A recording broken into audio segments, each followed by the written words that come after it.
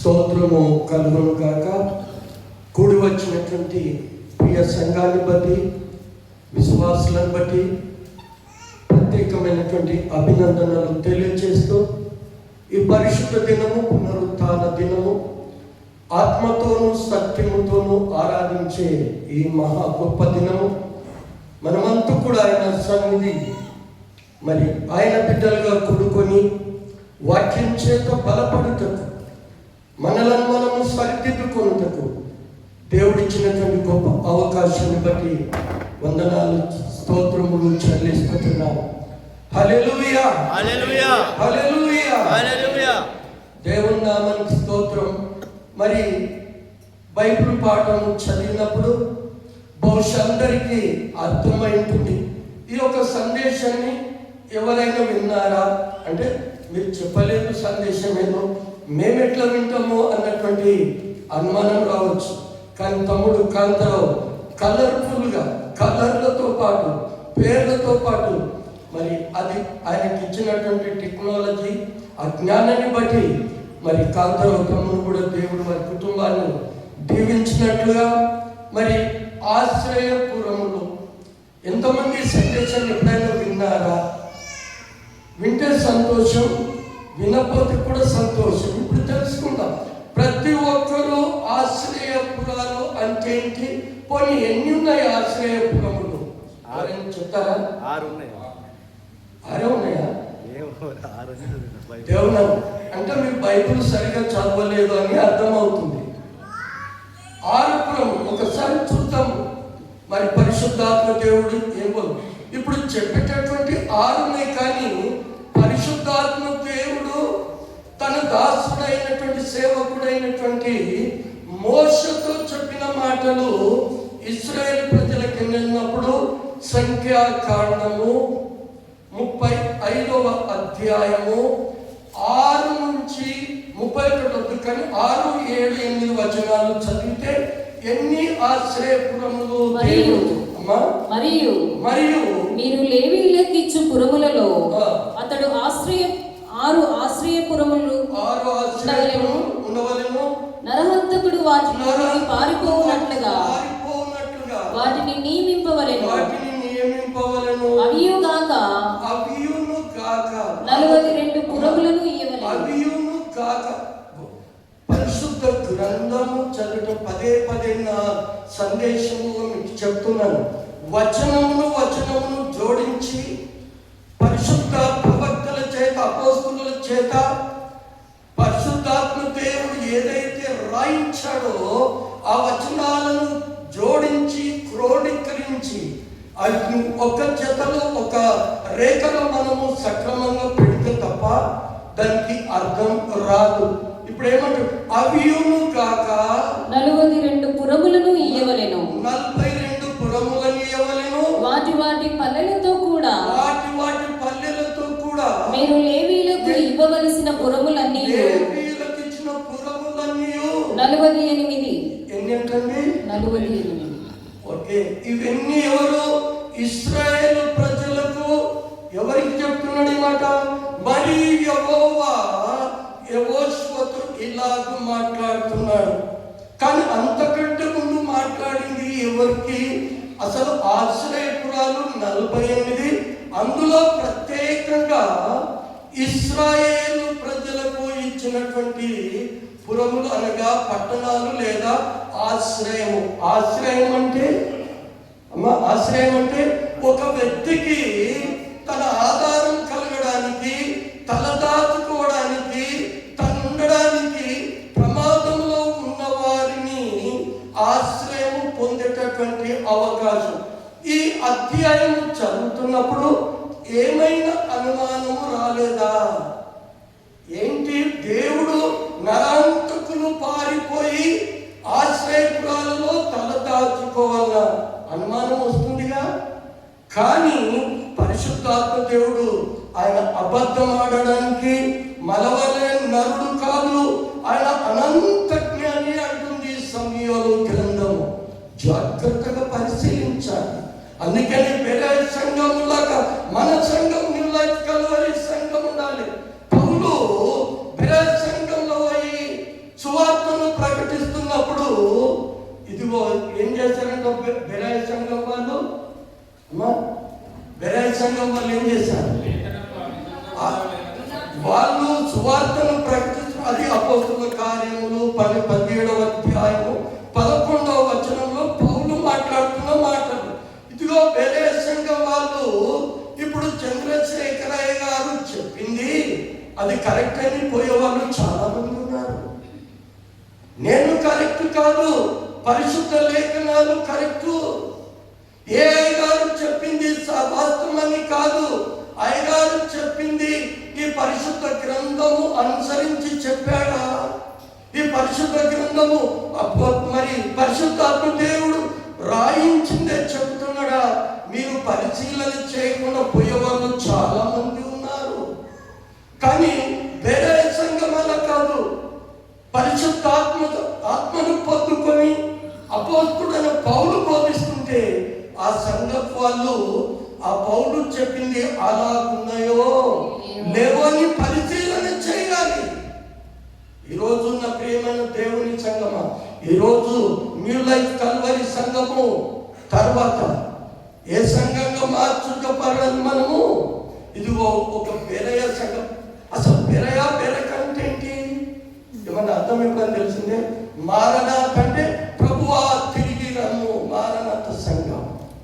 ఇదిగో బెరయ అనగా స్తుతి, యూద అంటే స్తుతి. ఆ బెరయ సంఘం వాళ్ళు ఆశీర్వాదం పొంది స్తుతులు చెల్లించేది.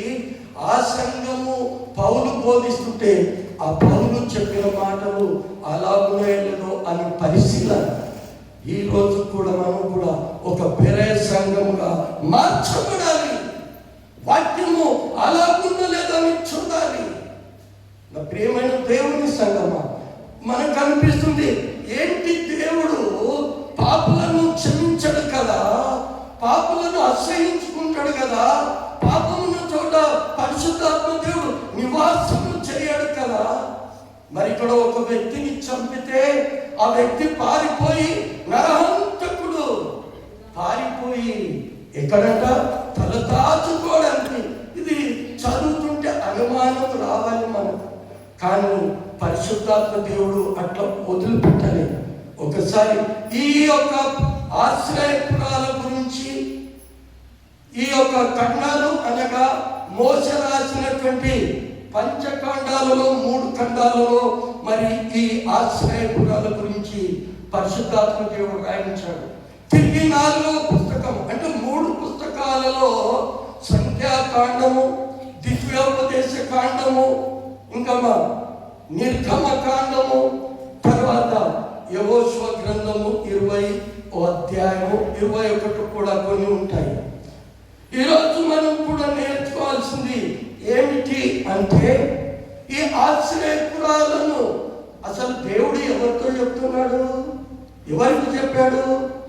అమ్మా ఎవరు చెప్తలేరు. క్వశ్చన్ తమ్ముడు మొన్న అన్నాడు, ప్రవీణ్ నాకు ఆన్సర్ ఇవ్వండి. ఆన్సర్ ఇస్తే ఏమవుతుందంటే ఇదిగో నా పిల్లలు వింటున్నారు అన్నటువంటి ఆలోచన కలుగుతుంది. ఏం చెప్పలేదనుకో వాళ్ళు నిద్రపోతున్నారా, వాళ్ళు ఏం చేస్తున్నారా అర్థం కాని పరిస్థితి. క్లాస్లో పిల్లలు కూడా వింటున్నారా, టీచర్ ఏంటంటే సైలెంట్ అంటారే విను అంటుంది. అంటే అలర్ట్ చేయడం, జాగ్రత్త పరచడం.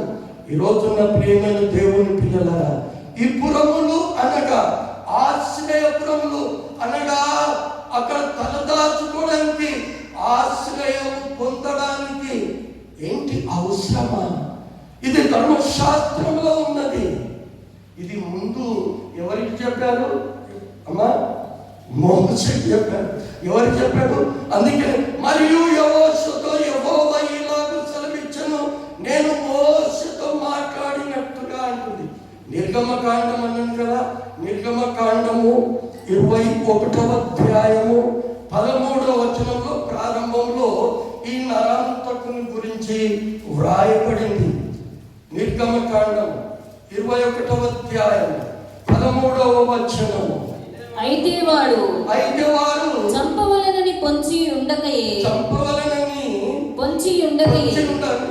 దైవికముగా వాని చేత ఆ హత్య జరిగిన ఎడల వాడు పారిపోగల యొక్క స్థలం పర్వతమునకు నీకు. అది మోషతో మాట్లాడినటువంటి మాట. ఆ మోషతో మాట్లాడిన మాట ఈరోజు యెహోషువతో మాట్లాడిన దేవుడు పరిశుద్ధాత్మ దేవుడు ఈరోజు మనతో మాట్లాడబోతున్నాడు. ఆశ్రయపురాలు అనగా దేవుని యొక్క రెక్కల కింద నీవు నివాసము పొందడానికి. అందుకనే కోరావు కుమారులు కూడా రాస్తారు. ఏమన్నా 84వ కీర్తన అంటాడు, ఇదిగో నీ బలిపీఠం ఎదుట పిచ్చుకలకు నివాసము దొరికిందంట. 4వ వచనము 84. ఇదిగో అంటామా, నీ బలిపీఠం ఎదుట పిచ్చుకలకు నివాసము దొరికెను, వాన కోవిలకు గూడు పెట్టుటకు. అక్కడ గూడు పెట్టు పారిపోయారు. లోతు కూడా నది.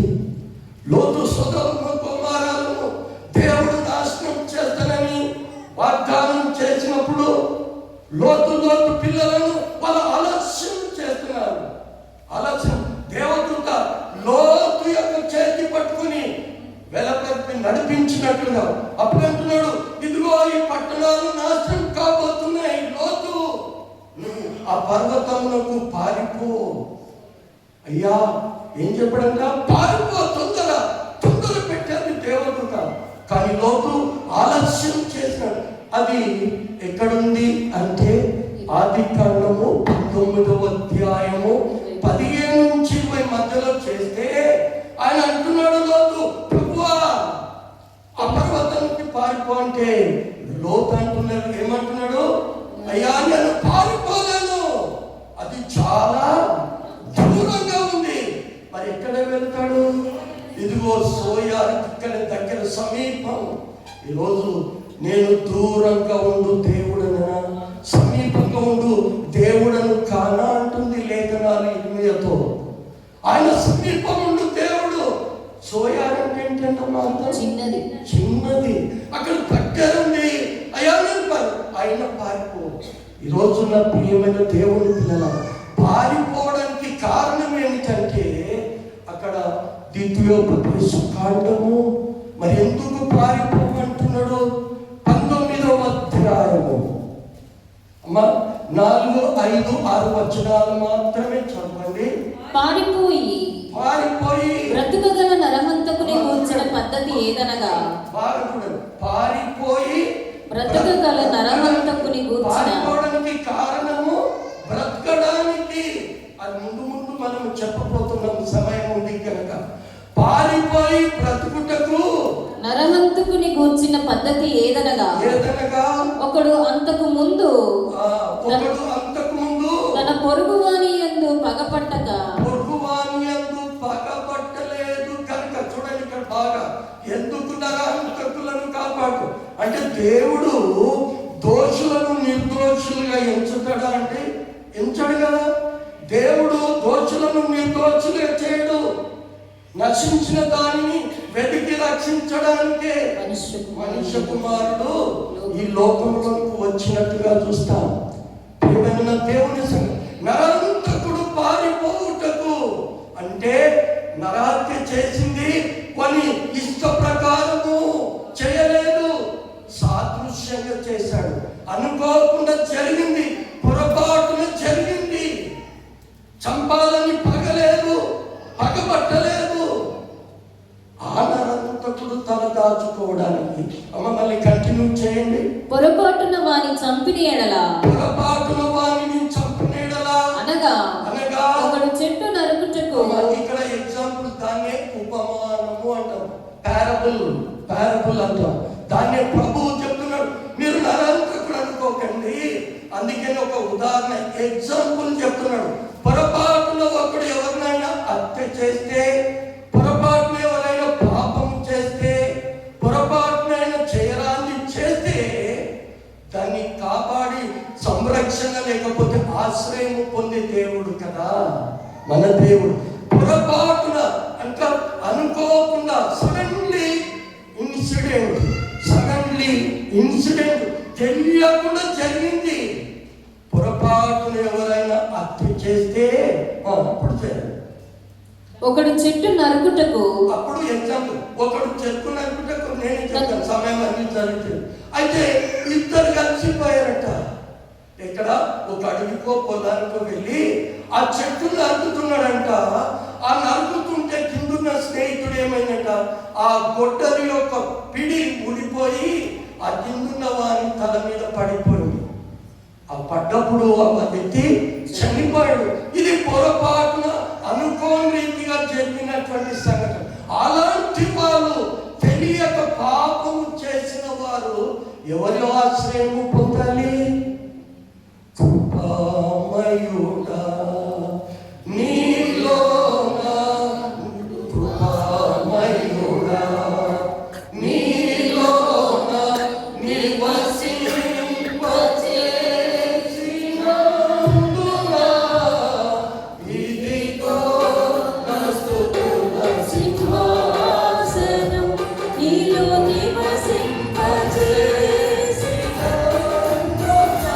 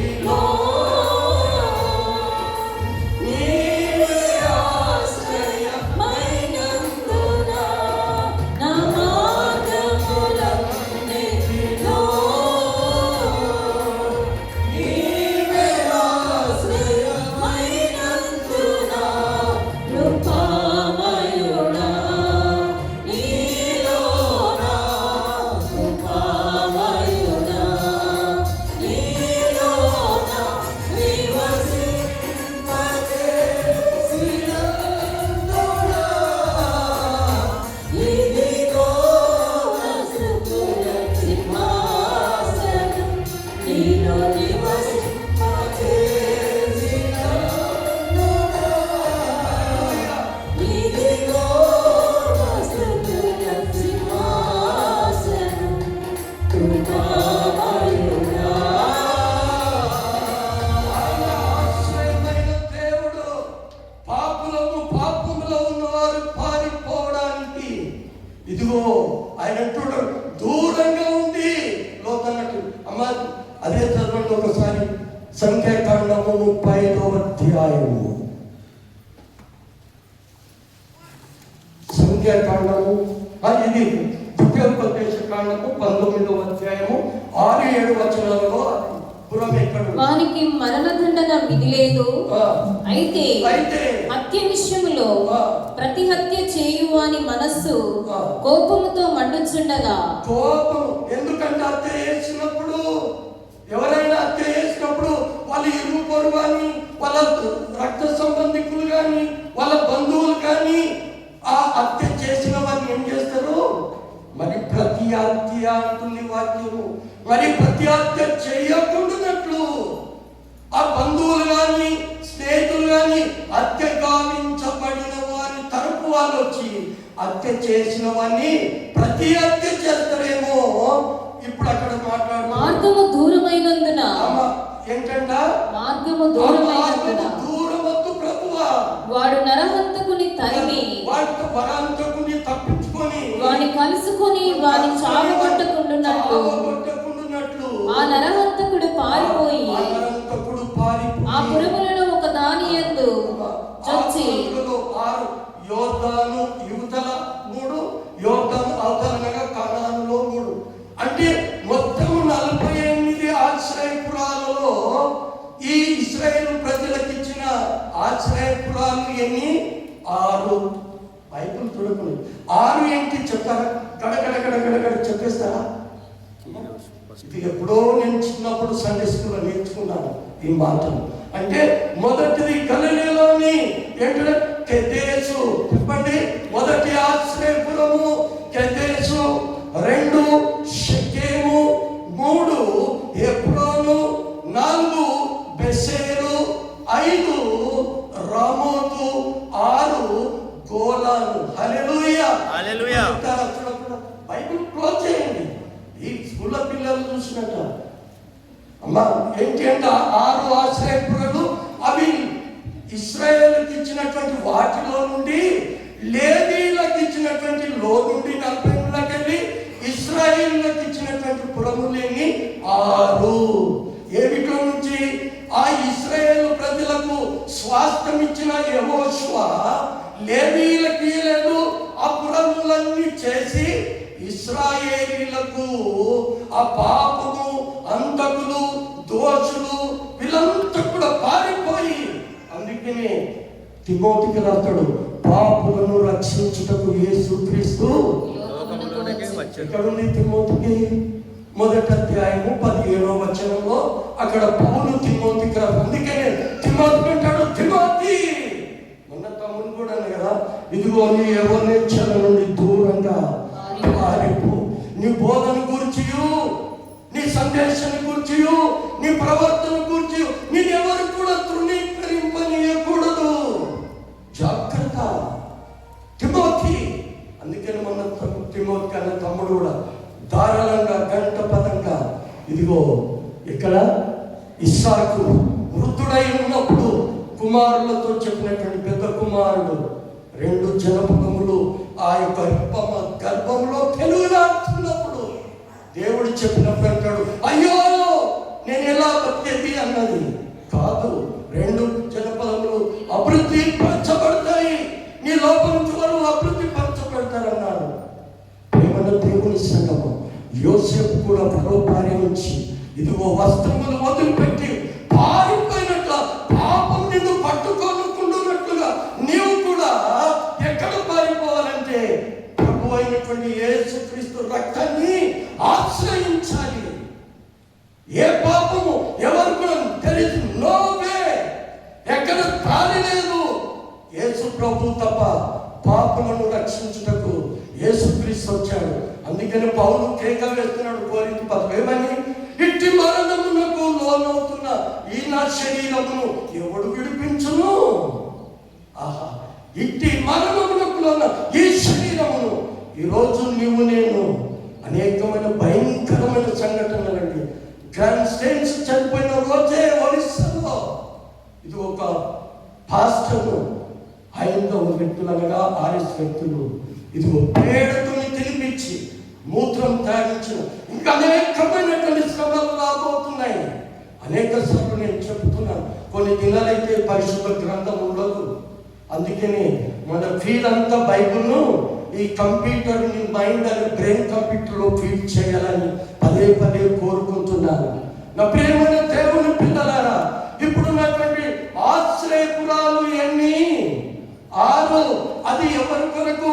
ఇశ్రాయేలు ప్రజల కొరకు ఏర్పాటు చేసి, ఇశ్రాయేలు ప్రజలు పాపము చేసి హత్య చేసినప్పుడు, పొరపాటు చేసినప్పుడు మనకు ఆశ్రయము ఈ రోజుల్లో పోలీస్ స్టేషన్, కానీ ఆ రోజుల్లో మన ప్రభు అయినటువంటి నీవే నా ఆశ్రయము అన్నారు. మొదటి ఆశ్రయము కెదేశు యెహోషువ గ్రంథం. ఇప్పుడు సంఖ్యాకాండం అని కూడా చెప్పాను కదా, సంఖ్యాకాండము 6వ అధ్యాయం 41 నుంచి 43 వరకు కూడా అక్కడ కూడా ఈ లేఖనాలను మరి ప్రభు జ్ఞాపకం చేస్తున్నాడు. సమాధాన బలిగా 2 కోడెలను 5 కోడెలను. సంఖ్యాకాండము 35వ అధ్యాయము 41, 42. అమ్మగారు అక్కడ కూడా సమయగా 3 సార్లు చెప్పాడు. ఓకే చెప్పండి అమ్మా.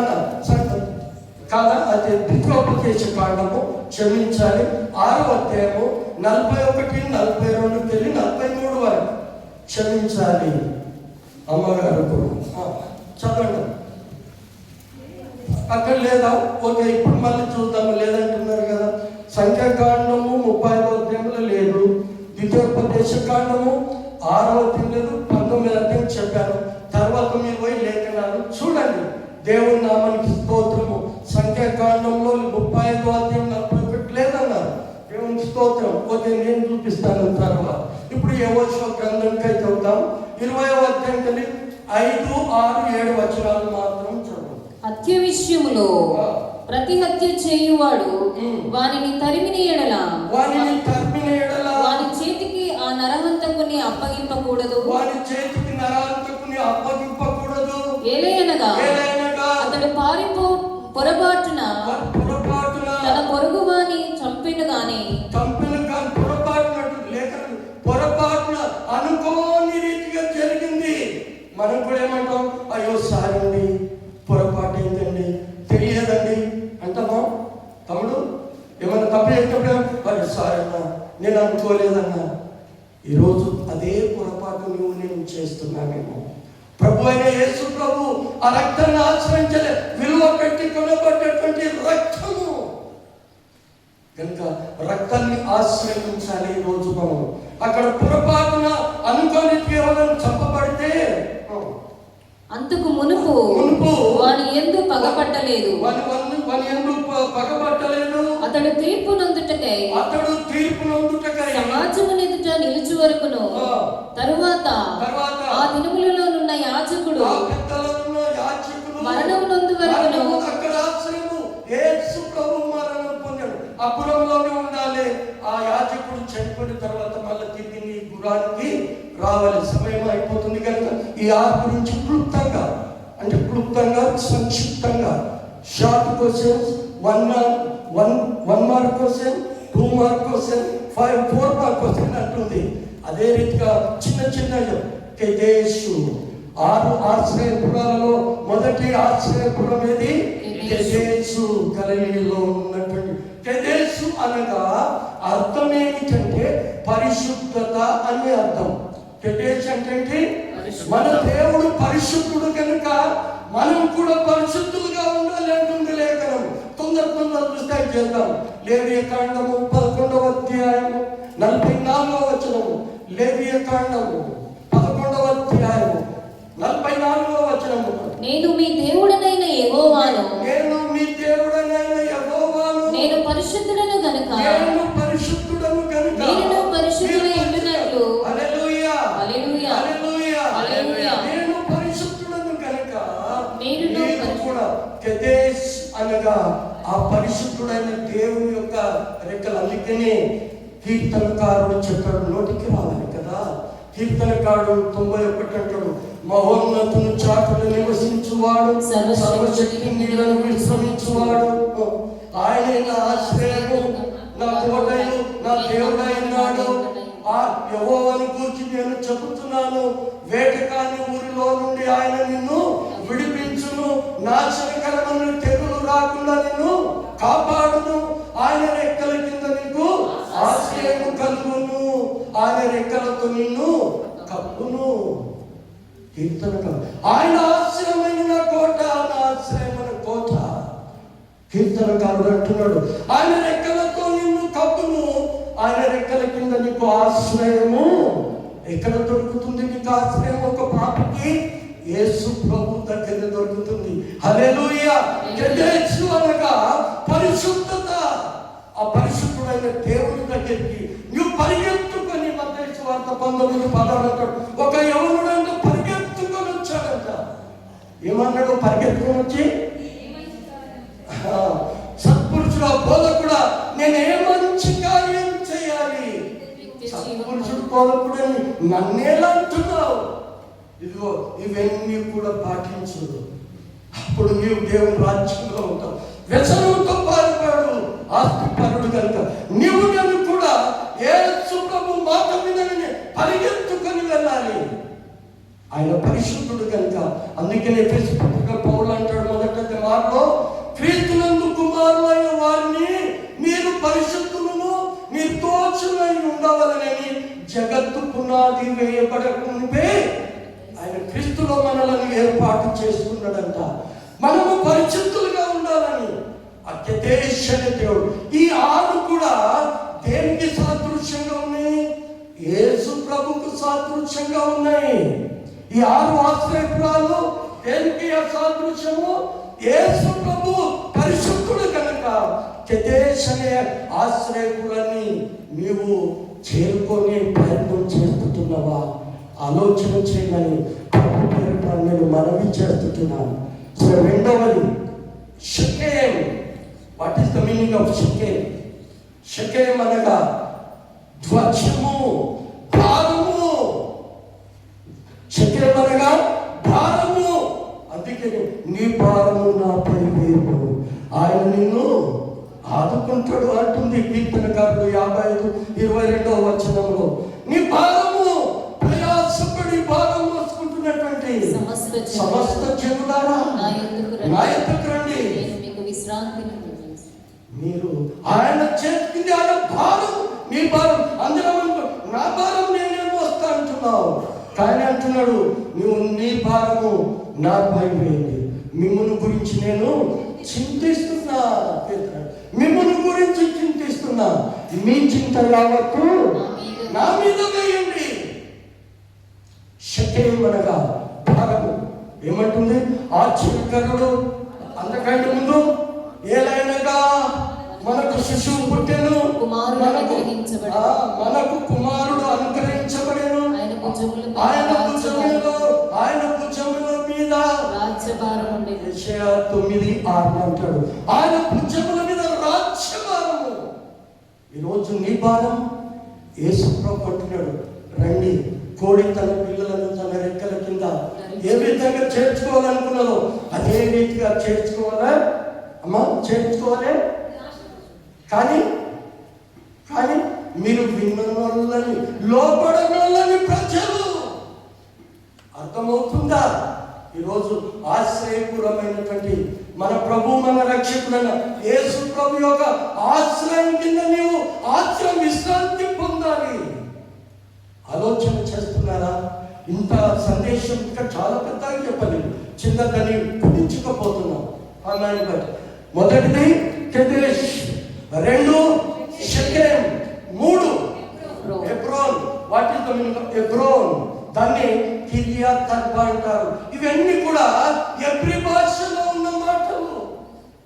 హెబ్రోన్ అనగా అమ్మా సహవాసము. హల్లెలూయా. హెబ్రోన్ అనగా సహవాసము. ఈ రోజున ప్రియమైన కల్వరి సంగమా, నీ సహవాసం ఎవరితో? తిరుగుబోతులతోనా, త్రాగుబోతులతోనా, లేకపోతే వ్యభిచారులతోనా?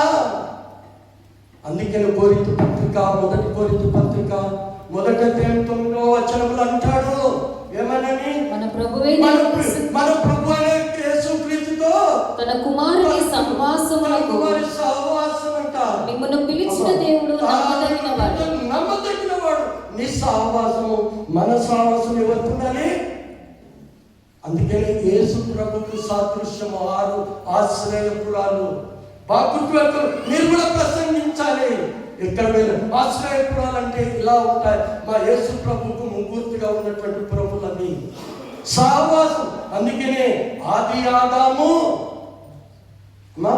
దేవుని సహవాసంలో ఉన్నాడా, పొడగొట్టుకున్నాడు. 100 సంవత్సరాలు ఆదాము దేవుని కొరకు ఎదురు చూశాడా? ప్రభువా ఎప్పుడు వస్తున్నావు? ఉదయము, సాయంకాలం, మధ్యాహ్నము ఆదాము.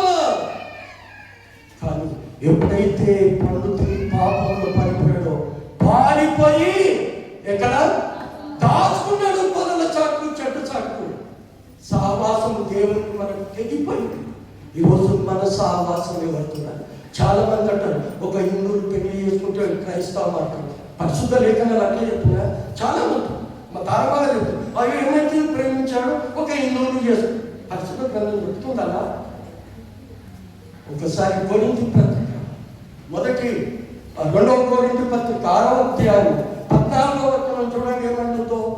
తొందర గురించుకున్నాను. మీరు అవిశ్వాసులతో జోడుగా ఉండకూడదు. అవిశ్వాసులతో జోడిగా ఉండకూడదు. నీతికి దుర్నీతితో ఏమి సాంగత్యము? నీతికి దుర్నీతికి ఏమి సంబంధం? వెలుగునకు చీకటితో ఏమి పొత్తు? ఎన్ని రకాలుగా చెప్తున్నాడు పౌలు. ఈ రోజున ప్రియమైన దేవుని పిల్లలారా, మీరు నీతికి అవినీతికి, విశ్వాసమునకు అవిశ్వాసకి, వెలుగుకు చీకటికి పొత్తెక్కండి. మీరు లోకానికి వేరై జీవించండి అంటుంది లోకం, లేఖనము. ఈ రోజున ప్రియమైన దేవుని పిల్లలారా, నీ సహవాసము మనకు క్రీస్తునందు ఉన్నది. ఎప్పుడో అది ఆశ్రయము. నువ్వు యేసు ప్రభుకు ముగ్గుర్తిగా నీ సహవాసము ప్రభుతో ఉంటే నీ కుటుంబము మనమంతా కూడా ఆశీర్వదింపబడతాం. ఇది యేసు ప్రభువుకు ముందున్న గుర్తు. ఇంతవరకు మీరు ఈ యొక్క ఆశ్రయపురాల గురించి వింటే సంతోషం, లేకపోతే కూడా అయినా కొన్ని నేర్చుకొని పోదాం. పుట్టి అవ్వదు చాలా మటుకు చాలా సంఘాలలో అయ్యాది ప్రసంగం బాగుంది మేము వెళ్ళిపోతాం. ఎందుకండి నేను బెరాయ సంఘాన్ని ముందు గుర్తు చేసిన, అందుకని ఆ బెరాయ సంఘం ఎలా ఉందంట, పౌలు చెప్పింది లేఖనాలు అలాగున్నాయో నేను చెప్పేది కూడా మీరింటికి వెళ్ళి పరిశీలించాలి. ఒకవేళ వాక్యానికి విరుద్ధమైతే నిర్విద్ధంగా ఏం చేయాలని త్రోసివేయాలి. ఒకవేళ లేఖనాలకు అనుసంధానంగా ఉంటే దాన్ని స్వీకరించాలి. దిస్ ఇస్ ద మెసేజ్, ఇది మన యొక్క సందేశం.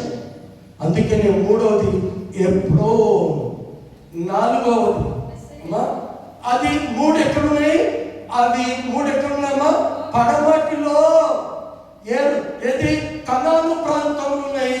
యోర్దానికి ఇవాళ ఉన్నట్టు వస్తున్నాం. ఇప్పుడు 6 పురములు, యోర్దాను అడ్డకుంది, యోర్దాను ఆవల 3 పురాలు, యోర్దాను ఇవాళ 3 పురాలు, 6 ఆశ్రయాలు. ఏ వ్యక్తిలో పారిపోయి అంతకుడిగా ఉన్నప్పుడు యేసు ప్రభు ఎక్కడ పాట కూడా వేసిన వాటి నాకు రాదది కదా. సర్వోన్నతుడా నీవే నా తమ్ముడు రెడీ ఉండాలి నాకు.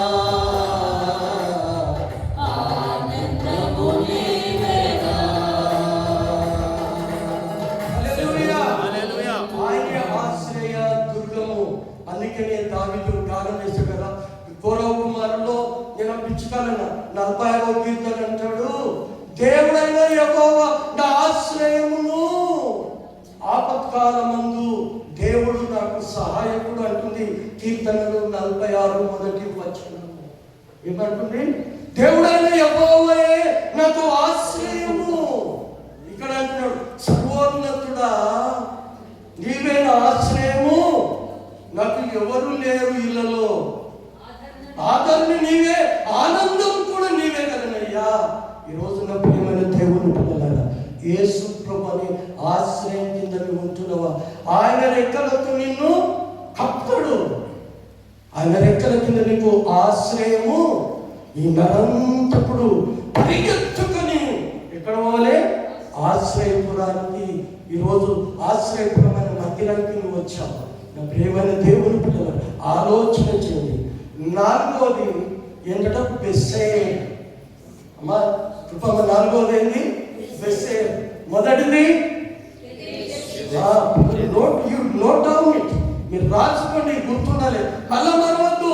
బాత్రూమ్లన్నీ కూడా ఐగారు 6 ఆశ్రయపురాలంటే మన లక్ష్మీనారాయణ కవితమ్మ చెప్పారు. ఏ ప్రదేశ్, ఏ 2 షకేన్, ఏ 3 ఎబ్రోన్, ఏ 4 బెసేర్ అంటే చెప్పు అన్నది కవితమ్మకు. బెసేర్ అనగా ఆశ్రయ దుర్గము. హల్లెలూయా. బెసేర్ అనగా ఆశ్రయ దుర్గము. దుర్గం అనగా బలమైన దేవుడు, నిత్యుడగు తండ్రి, సమాధానకర్త నిత్యుడగు తండ్రి.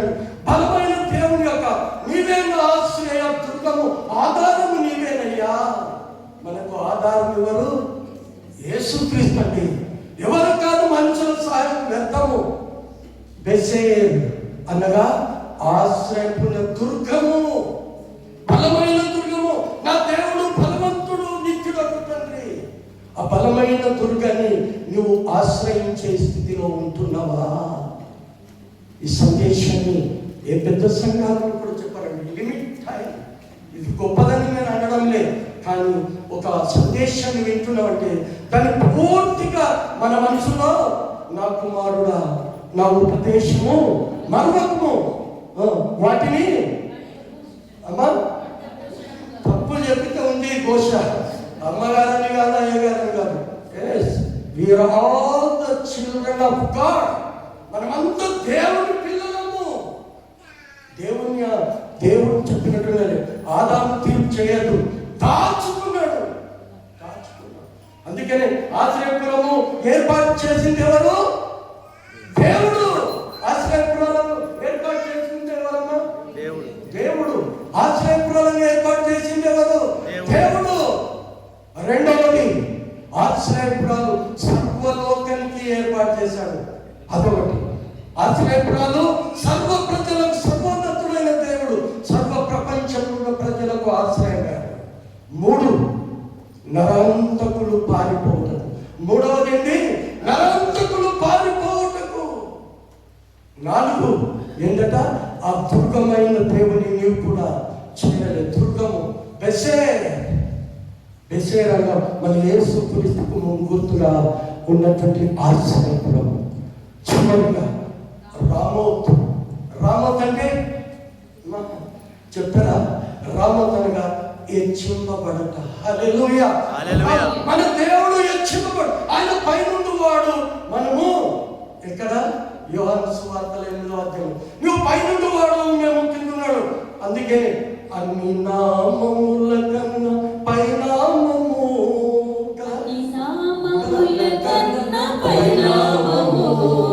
యేసుని నామము.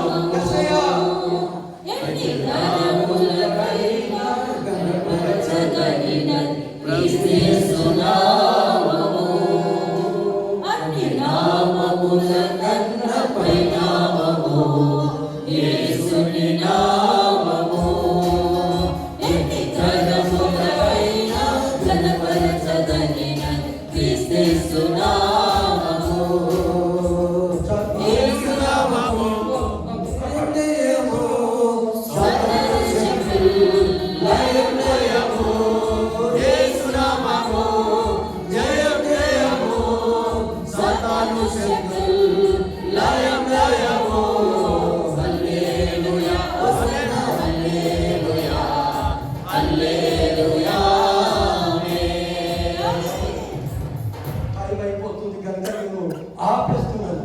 మళ్ళీ నన్ను తిట్టుకుంటాను. ఏంది జాన్వేస్ లాగా ఇష్టం అంటాడు. యెహోవాయైన ఆశ్రయ దుర్గము, బలమైన కోటయు, ఆయన ఆశ్రయ దుర్గము.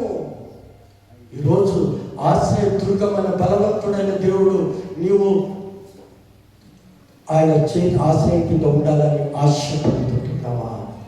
రామోతు హెచ్చింపబడుట. రామోతు అనగా హెచ్చించాలి. దేవుడు హెచ్చింపబడాలి, దేవుడు స్తుతింపబడాలి, దేవుడు మహిమపరచబడాలి. అందుకే మాత నీవు నమ్మినేడనా ఆయన మహిమను చూస్తావు. ప్రేమైన దేవుని సంగమా, ఈరోజు ఆశ్చర్యపురమైనటువంటి మన ప్రభువు, మన రక్షకుడు యేసు ప్రభువే. ఆయన లేకుండా ఏది కూడా కలగదు. సమస్తము ఆయన మూలంగా కలిగింది. రామో హెచ్చింప. నీవు నేను చాలా మంది మనమే హెచ్చించుకుంటామండి. అనేక సార్లు చెప్పిన నీ హెచ్చింపు. అందుకనే ఒకసారి చదువుతారా ఏమనుకోకపోతుందా? 12:30 వదిలిపెడతాను. యోహాను సువార్త తిట్టుకోకండి. 5వ అధ్యాయము 44వ వచనంలో మా శాంతమ్మ తీసి అద్వితీయ దేవుని వలన వచ్చు మెప్పు, దేవుని వలన వచ్చు మెప్పును కోరగా ఒకని వలన ఒకడు మెప్పు పొందుచున్న మీరు మరి ఎవరు హెచ్చింపబడాలి? ప్రభువాని నామం హెచ్చింపబడాలి. మనం తగ్గించబడాలి. యేసు ప్రభు యొక్క నామము స్తుతింపబడి హెచ్చింపబడాలి. రామో ఇక చివరి సమయం కనుక చివరిది గోలాన్. చివరిది గోలాన్. గోలాన్ అంటే ఔన్నత్యము. గోలాన్ అంటే ఔన్నత్యము లేదా ఆనందము. గోలాన్ అంటే ఏంటమ్మా? యేసుక్రీస్తు మనం నిత్య సంతోషము మనకు కలుగుతుంది కదా. అందుకని ఆశ్రయపురమైన నీవు నేను ఆయన రెక్కల నీడలో కదా, అది పాట ఉంది కదా, ఆయన రెక్కల నీడలో నేను కాదు, అది ఏమన్నా పర్వాలేదు. కానీ ఈ ఏది గోళాలనగా ఏంటి? గోళాలంటే ఔన్నత్యము, లేకపోతే ఆనందము, సంతోషము. మరలా చెప్పుదును, ఆనందించుడు, మరలా చెప్పుదును ఆనందించుడు. ఎక్కడుంది ఇది? అది ఒక్కటి అడుగుతాయి. అది ఎక్కడుందంటే ఎఫెసీ పత్రిక 4వ అధ్యాయం 6వ వచనం. మరలా చెప్పు, ఆనందించండి, సంతోషించండి, మీ సారమును సకల జనులకు వినిపించండి. ఆనందము, ఆనందము, ఆనంద కిరీటము. ఈ పునరుత్థాన దినములో నా ప్రియమైన అంతటి కట్టేసి బ్రీఫ్గా ఇంత పిండిని తెచ్చుకొని ఇంత చేసేసాం మనం కనుక. మరి ఆశ్రయపురమైనటువంటి మన ప్రభు, మన రక్షణ. అందుకే మత్తయి సువార్త 1:18 అంటారు, ఆయనే తన ప్రజలను వారి పాపముల నుండి, మన పాపములను, ఆయన పాపిగా మార్చబడ్డాడు. నా పాపం, నాలో పాపం ఉందని ఎవడు నిరూపిస్తాడని ఛాలెంజ్ చేసిన దేవుడు నా పాపములను భారమంతా కూడా మన భారం మోసుకున్నాడు. ఇప్పుడు నా భారము ఆయన మోయడానికి సిద్ధంగా ఉన్నాడు. ఆయన గాయపడ్డ చేతిలో చాపి, ఇదిగో మీ వైపు నా చేతులు చాపుతున్నాను, మీరు నా ఎదుకండి, ప్రయాసపడి భారం మోసుకుని సమస్తమని చెడున్నారు, మీరు నా ఎదుకండి విశ్రాంతన్నాడు. అటు కృప దేవుడు మనందరికీ దయచుకున్నాడు. పరిశుద్ధమైనటువంటి మా పరలోకపు తండ్రి, ప్రేమ కలిగిన ప్రభువా, మా ఉన్నతుడా నీకు వందనాలు. మా ఆశ్రయ దుర్గమైనటువంటి మా ప్రభువా, మా రక్షక, మా దేవానికి వందనాలు, స్తోత్రములు. మా పాపములను బట్టి, మా అంత అపరాధమును బట్టి ఇదిగో మీరు భరించారు.